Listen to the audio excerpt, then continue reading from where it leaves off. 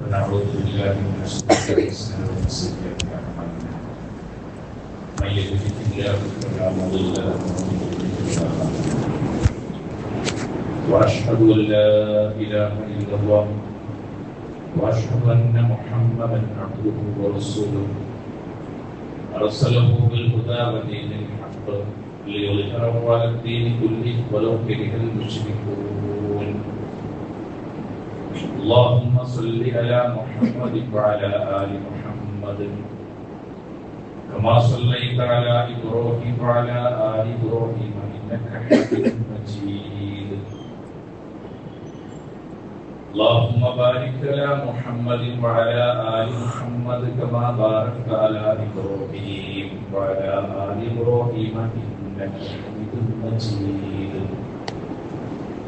أما بعد فإن خير الحديث كتاب الله وخير الهدي هدي محمد صلى الله عليه وسلم وشر الأمور محدثاتها وكل محدثة بدعة وكل بدعة ضلالة وكل ضلالة في النار. يا أيها الذين آمنوا اتقوا الله حق تقاته ولا تموتن إلا وأنتم مسلمون. أعوذ بالله من الشيطان الرجيم. بسم الله الرحمن الرحيم. وما أمروا إلا ليعبدوا الله مخلصين له الدين حنفاء ويقيموا الصلاة ويؤتوا الزكاة وذلك دين القيمة.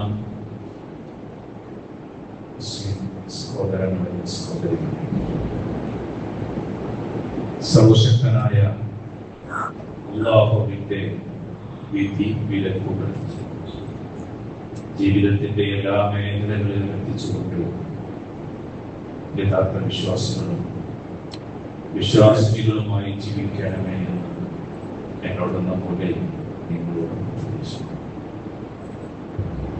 നമ്മൾ ഒരുപാട് അമലുകൾ ചെയ്യുന്നവരാണ്. ഒരുപാട് സുന്നത്ത് നമസ്കാരങ്ങൾ, ഒരുപാട് ദാനധർമ്മങ്ങൾ,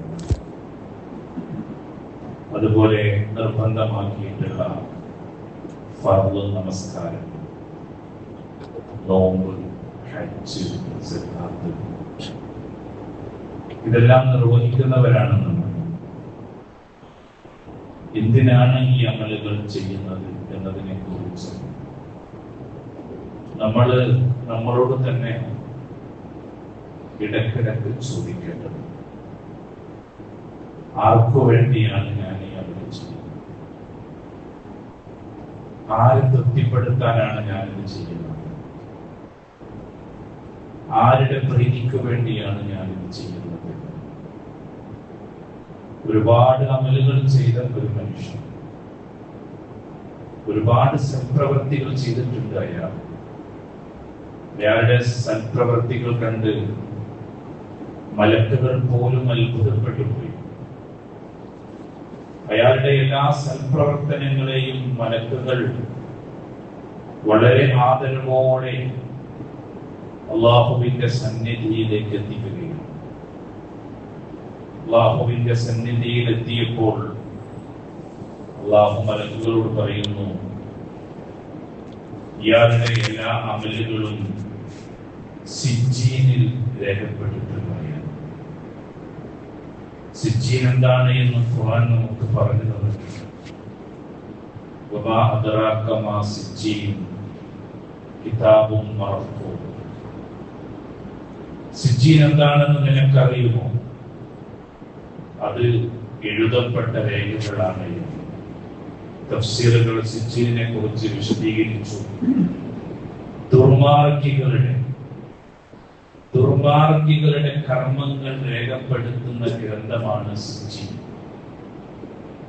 ഇങ്ങനെ ഒരുപാട് അമലുകൾ ചെയ്ത മലക്കുകൾ വളരെ ആദരവോടുകൂടി അല്ലാഹുവിന്റെ സന്നിധിയിലേക്ക് എത്തിച്ച അയാളുടെ അമലുകൾ അല്ലാഹ് രേഖപ്പെടുത്താൻ പറഞ്ഞത് സിജ്ജീനാണ്.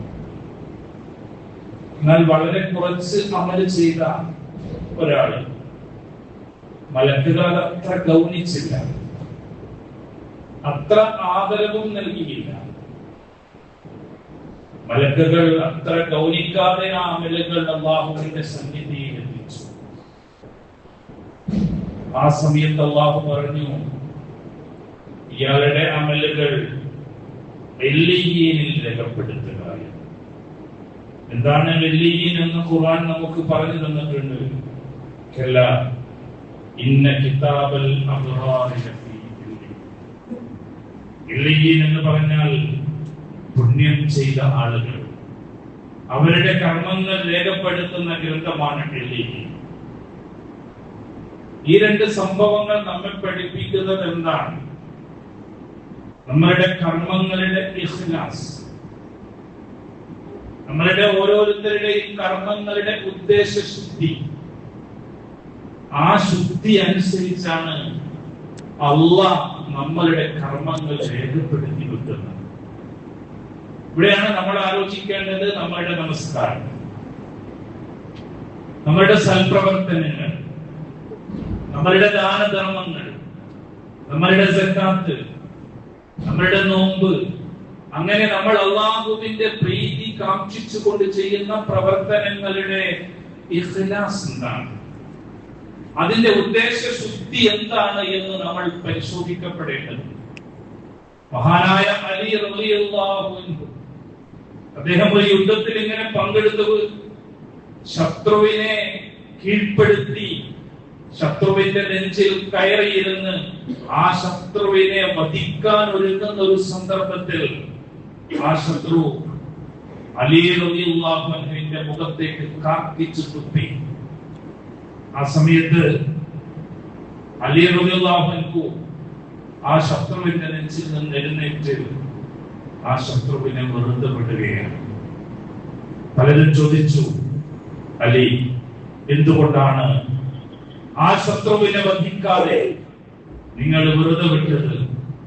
ആ സമയത്ത് അലി റളിയല്ലാഹു അൻഹു പറഞ്ഞു, ഞാൻ അയാളെ വധിക്കാൻ വേണ്ടിയാണ് ഒരുങ്ങിയത്, പക്ഷേ അയാൾ എന്റെ മുഖത്ത് കാർക്കിച്ചു തുപ്പിയപ്പോൾ ഞാൻ അയാളെ വധിക്കുന്നത് അയാൾ തുപ്പിയത് കൊണ്ടുള്ള ദേഷ്യം, അതിനോടുള്ള വെറുപ്പ്, അതിനോടുള്ള കോപം, അതുകൊണ്ടായിരിക്കും ഞാൻ അയാളെ വധിക്കുക. എന്റെ ഉദ്ദേശ ശുദ്ധി മാറിപ്പോകും, എന്റെ വ്യക്തി താല്പര്യത്തിന് വേണ്ടി ഞാൻ അയാളെ കൊന്നുപോകും. പക്ഷെ അങ്ങനെയല്ലല്ലോ ഞാൻ ഈ യുദ്ധത്തിൽ പങ്കെടുത്തത്. ഞാൻ ഈ യുദ്ധത്തിൽ പങ്കെടുത്തത് അല്ലാഹുവിന്റെ പ്രീതി കരസ്ഥമാക്കാൻ വേണ്ടിയാണ്. അതുകൊണ്ടാണ് ഞാൻ അയാളെ വെറുതെ വിട്ടത് എന്ന്.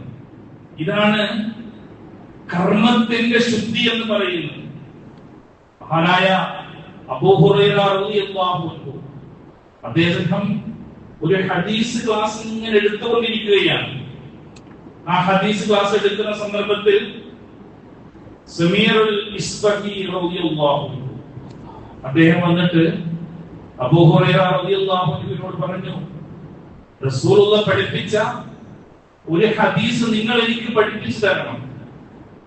ഇത് കേട്ട് അബൂ ഹുറൈറ റളിയല്ലാഹു അൻഹു ഒരു ഹദീസ് പഠിപ്പിച്ചു കൊടുക്കുകയാണ്. നമ്മളൊക്കെ കേട്ട ഹദീസാണ്. അതിങ്ങനെയായിരുന്നു, അല്ലാഹുവിന്റെ മുമ്പിൽ എല്ലാ വിഭാഗം ജനങ്ങളെയും ഹാജരാക്കും. ആ സന്ദർഭത്തിൽ 3 വിഭാഗം ആളുകളെ ഹാജരാക്കും. ഒന്ന്, നന്നായി ഖുർആൻ പാരായണം ചെയ്യുന്ന, ഖുർആൻ പഠിച്ച ഒരാളാണ്. അയാളെ അല്ലാഹു വിചാരണയ്ക്ക് വേണ്ടി വിളിക്കുന്നു. എന്നിട്ട് അയാളോട് പറയുന്നുണ്ട്, ഈ നന്നായി ഖുർആൻ പാരായണം ചെയ്യുന്ന ആളാണ്, ഖുർആനൊക്കെ പഠിപ്പിക്കുന്ന ആളാണ്, പക്ഷേ നിന്റെ ലക്ഷ്യം ഖുർആൻ പഠിപ്പിക്കലായിരുന്നില്ല. നീ ഒരു ഖാരിആണ്, നീ നന്നായി പാരായണം ചെയ്യാൻ കഴിയുന്ന ആളാണ് എന്ന് ബോധ്യപ്പെടുത്തലായിരുന്നു നിന്റെ ലക്ഷ്യം. അത് നിനക്ക് ദുനിയാവിൽ വെച്ച് കിട്ടിയിട്ടുണ്ട്, അതുകൊണ്ട് ഇവിടെ നിനക്കൊന്നുമില്ല എന്ന് പറഞ്ഞുകൊണ്ട് അയാളെ മാറ്റി നിർത്തും. രണ്ടാമതായി, ഒരു രക്തസാക്ഷിയാണ്. അല്ലാഹുവിന്റെ മാർഗത്തിൽ പരിശ്രമിച്ച് രക്തസാക്ഷിയായ ഒരു മനുഷ്യൻ, അയാളെയും കൊണ്ടുവരുമ്പോൾ അയാളോട് പറയുന്നു, നീ രക്തസാക്ഷിയായിട്ടാണ് വന്നത്, പക്ഷേ നിന്റെ ലക്ഷ്യം രക്തസാക്ഷിത്വമായിരുന്നില്ല. നിന്റെ ലക്ഷ്യം ജനങ്ങളുടെ മുമ്പിൽ നീ ഒരു രക്തസാക്ഷിയാണ് എന്ന് ബോധ്യപ്പെടുത്തലായിരുന്നു. അതവിടെ ബോധ്യപ്പെട്ടു. അതിന്റെ പ്രതിഫലവും അവിടെ കിട്ടിക്കഴിഞ്ഞു. മൂന്നാമതായി, ധനികനായ ഒരു ധർമ്മിഷ്ഠനാണ്. അയാളോടും പറയുന്നു, നീ ഒരുപാട് ധർമ്മം ചെയ്തിട്ടുണ്ട്, നിന്റെ അടുത്ത ബന്ധുക്കൾക്ക് കൊടുത്തിട്ടുണ്ട്, നിന്റെ കുടുംബക്കാർക്ക് കൊടുത്തിട്ടുണ്ട്, സാധുക്കൾക്കൊക്കെ കൊടുത്തിട്ടുണ്ട്. പക്ഷേ നിനക്കൊരു ലക്ഷ്യമുണ്ടായിരുന്നു, ഞാനൊരു ധർമ്മം ചെയ്യുന്ന ആളാണ് എന്ന് ബോധ്യപ്പെടുത്തലായിരുന്നു ജനങ്ങളുടെ മുമ്പിൽ നിന്റെ ലക്ഷ്യം. അതവിടെ കിട്ടിക്കഴിഞ്ഞു. എന്നിട്ട് ഈ ഹദീസ് അബൂ ഹുറൈറ റളിയല്ലാഹു അൻഹു പഠിപ്പിച്ചു കൊടുക്കുകയാണ്. ആ സന്ദർഭത്തിൽ ആ ഹദീസ് കേൾക്കുന്ന എന്നിട്ട് ആ അബൂ ഹുറൈറ റളിയല്ലാഹു അൻഹു പറയുന്നു, റസൂലുള്ളാഹി സ്വല്ലല്ലാഹു അലൈഹി വസല്ലമ അബൂ ഹുറൈറ റളിയല്ലാഹു അൻഹുവിന്റെ മുട്ടുകാലിൽ, രണ്ട് മുട്ടുകാലിലും കൈപിടിച്ചുകൊണ്ട് റസൂലുള്ളാഹി സ്വല്ലല്ലാഹു അലൈഹി വസല്ലമ അബൂ ഹുറൈറ റളിയല്ലാഹു അൻഹുവിനോട് പറഞ്ഞു, അബൂ ഹുറൈറ, ഈ മൂന്ന് വിഭാഗം ആളുകളും അല്ലാഹുവിന്റെ നരകത്തിൽ കത്തിക്കപ്പെടുമെന്ന്. ഇത് കേട്ട്, ഈ ഹദീസ് കേട്ട് മുആവിയ റളിയല്ലാഹു അൻഹു ഈ ഹദീസ് കേട്ടപ്പോൾ കരഞ്ഞുകൊണ്ട് അദ്ദേഹം പറഞ്ഞു, അല്ലാഹുവും അവന്റെ റസൂലും പറഞ്ഞത് എത്ര സത്യമാണെന്ന് പറഞ്ഞുകൊണ്ട് സൂറത്ത് ഹൂദിലെ ഈ ആയത്ത് അബൂ ഹുറൈറ റളിയല്ലാഹു അൻഹുവിന്റെ മുന്നിൽ വെച്ചുകൊണ്ട് മുആവിയ റളിയല്ലാഹു അൻഹു ഓതുകയാണ്.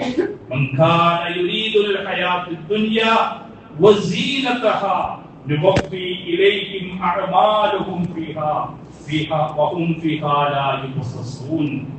മൻ കാന യുരീദുൽ ഹയാത്തദ് ദുനിയ, ഒരാള് തന്റെ സൽപ്രവർത്തനങ്ങൾ കൊണ്ട്, തന്റെ നമസ്കാരം കൊണ്ട്, തന്റെ നോമ്പ് കൊണ്ട്, തന്റെ ദാനധർമ്മം കൊണ്ട്, തന്റെ സൽപ്രവർത്തനങ്ങൾ കൊണ്ട് ഈ ദുനിയാവില് വല്ലതും ഉദ്ദേശിക്കുന്നുവെങ്കിൽ വസീനതഹാ, ആ ദുനിയാവിന്റെ അലങ്കാരങ്ങളുമാണ് അയാൾ ഉദ്ദേശിക്കുന്നത് എങ്കിൽ നുവഫി ഇലൈഹിം, അത് അല്ലാഹ് അയാൾക്ക് പൂർത്തിയാക്കി കൊടുക്കും.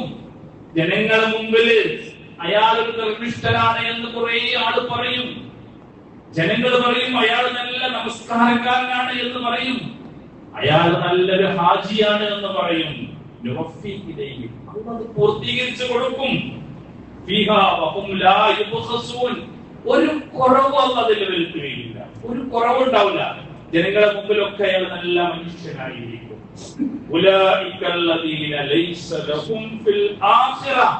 എന്നാലോ അന്ത്യനാളിലെത്തുമ്പോൾ, പടച്ചോനെ ഞാൻ കുറെ നിസ്കരിച്ചിരുന്നു, ഞാൻ കുറെ ധർമ്മം കൊടുത്തിരുന്നു, ഞാൻ എല്ലാം ചെയ്തിരുന്നു, പക്ഷെ പരലോകത്തെത്തുമ്പോ ഇല്ലന്നാർ, അയാളെ കാത്തിരിക്കുന്നത് നരകമായിരിക്കും. അയാൾ ഉണ്ടാക്കി എല്ലാം നഷ്ടപ്പെട്ടു പോയിട്ടുണ്ട്. അയാൾ പ്രവർത്തിച്ചതൊക്കെ ബാത്തിലായി പോയിട്ടുണ്ട്. ഈ ആയത്ത് ഇവിടെയാണ് നമ്മൾ ആലോചിക്കേണ്ടത്. നമ്മളുടെ ഓരോരുത്തരുടെയും കർമ്മങ്ങൾ, ആ കർമ്മങ്ങളുടെ ഉദ്ദേശശുദ്ധി എന്ന് പറയുന്നത് ഇസ്ലാമില് വളരെ പ്രധാനപ്പെട്ടതാണ്. അതുകൊണ്ടാണ് പണ്ഡിതന്മാരൊക്കെ പറഞ്ഞത്, ഒരു മനുഷ്യന്റെ ആരാധന എന്ന് പറയുന്നത്, അവന്റെ ഇബാദത്ത് എന്ന് പറയുന്നത് ഒരു ആട്ടിടയന്റെ ഇബാദത്ത് പോലെ ആയിരിക്കണം. എന്താ ആട്ടിടയൻ? ആടിനെ മേച്ച് മലമുകളിൽ എത്തിയാൽ നമസ്കാരത്തിന്റെ സമയമായാൽ അയാൾ നമസ്കരിക്കും. ആ നമസ്കരിക്കുമ്പോൾ അയാൾക്ക് വേറൊരു ചിന്തയില്ല. തന്റെ ആടുകൾ ഞാൻ നമസ്കരിക്കുന്നത് കാണട്ടെ എന്ന് അയാൾ ചിന്തിക്കുന്നില്ല. അയാൾ അല്ലാഹുവിന്റെ പ്രീതി മാത്രം ലക്ഷ്യം വെച്ചുകൊണ്ടാണ് ചെയ്യുന്നത്. ഇതുപോലെ ആയിരിക്കണം ആരാധനകൾ എന്ന് സാധാരണ പറയാറുണ്ട്. അതുപോലെ തത്വജ്ഞാനികൾ പറഞ്ഞു, ജനങ്ങൾ കാണാൻ വേണ്ടി അമല് ചെയ്യുന്ന ആളുകളുടെ ഉദാഹരണം എന്ന് പറഞ്ഞാൽ, ഒരു സഞ്ചിയില് കല്ലും തൂക്കിയിട്ട് അങ്ങാടിയിലൂടെ ഇങ്ങനെ നടക്കുന്ന ആളെ പോലെയാണ്. അയാളുടെ സഞ്ചി കാണുമ്പോ ആളുകൾ പറയും, ഒരുപാടുണ്ടല്ലോ ആ സഞ്ചിയിൽ, ഒരുപാട് വസ്തുക്കൾ ഉണ്ടല്ലോ ആ സഞ്ചിയിൽ. ആ സഞ്ചിയുള്ള കല്ലെടുത്ത് അങ്ങാടിയിൽ ഇങ്ങനെ വെച്ചാല് ആ കല്ല് വാങ്ങാൻ ഒരാളും വരില്ല, ഒരു ഉപകാരമില്ലാത്ത കല്ലാണ്. ഇതുപോലെ അത്തരം കല്ലുകളെ പോലെ ആകാൻ പാടില്ല നിങ്ങളുടെ ആരാധനകൾ എന്ന് തത്വജ്ഞാനികൾ സാധാരണ പറയാറുണ്ട്. അല്ലാഹ് ഖുർആനിൽ പറഞ്ഞു, ഒരുപാട് അമലുകളുമായി നമ്മൾ അല്ലാഹുവിന്റെ അടുത്ത് ചെല്ലുമ്പോ വഖദിന്നാ ഇലാ മാ അമിലൂ മിൻ അമലിൻ ഫജഅൽനാഹു ഹബാഅൻ മൻസൂറ. സൂറത്തുൽ ഫുർഖാനിൽ അല്ലാഹു നമ്മെ ഓർമ്മപ്പെടുത്തുകയാണ്, നമ്മുടെ പ്രവർത്തനത്തിന്റെ അടുത്തേക്ക്, അല്ലാഹുവിന്റെ അടിമകളുടെ പ്രവർത്തനത്തിനടുത്തേക്ക് അല്ലാഹു ഇങ്ങനെ വരികയാണ്. എന്നിട്ടോ ഫജഅൽനാഹു ഹബാഅൻ മൻസൂറ, എന്നിട്ട് ആ പ്രവർത്തനങ്ങളൊക്കെ വെറും ചിതറിയ പൊടിപടലങ്ങളാക്കി അല്ലാഹു മാറ്റുകയാണ്. പൊടിപടലങ്ങൾ കൊണ്ട് എന്തോ ഗുണമാണുള്ളത്? നമ്മൾ നന്ദിയിലങ്ങാടിയിൽ അങ്ങോട്ട് ഇറങ്ങിയാൽ നിറയെ പൊടി ഉണ്ടാവും. ചില സമയത്ത് ബസ് പോകും, ആ പൊടി കൊണ്ട് ആർക്കെങ്കിലും ഉപകാരം ഉണ്ടാവില്ല, ഉപദ്രവമാണുള്ളത്, ഒരു ഉപകാരവുമില്ല. അല്ലാഹു പറയുന്നു, ഇതുപോലെ ഹബാഅൻ മൻസൂറ, ചിതറിയ പൊടി പോലെയായി മാറും നിങ്ങളുടെ പ്രവർത്തനങ്ങൾ. അല്ലാഹു പ്രവർത്തനം നോക്കുമ്പോ അതെങ്ങനെയാണ്? ആ പ്രവർത്തനങ്ങളുടെ ഉദ്ദേശ ശുദ്ധി എന്ന് പറയുന്നത് വമാ ഉമിറു, അല്ലാഹു നിങ്ങളോട് കൽപ്പിച്ചിട്ടില്ല, എന്തിനല്ലാതെ ഇല്ലാ ലിയഅബ്ദുല്ലാഹ മുഖ്ലിസീന ലഹുദ്ദീന ഹുനഫാ, ആത്മാർത്ഥമായി നിഷ്കളങ്കമായി ഒരു വക്രതയുമില്ലാതെ അല്ലാഹുവിനെ ആരാധിക്കാൻ വേണ്ടിയാണ് അല്ലാഹു നിങ്ങളോട് കൽപ്പിച്ചത്. വയഖീമുസ് സ്വലാത്ത്, അങ്ങനെ വക്രതയില്ലാതെ നിങ്ങൾ നമസ്കാരം നിർവഹിക്കണം. വയൂതു സകാത്ത്, സകാത്ത് കൊടുക്കണം. വദാലിക ദീനുൽ ഖയ്യിമ, അതത്രേ ശരിയായ മതം.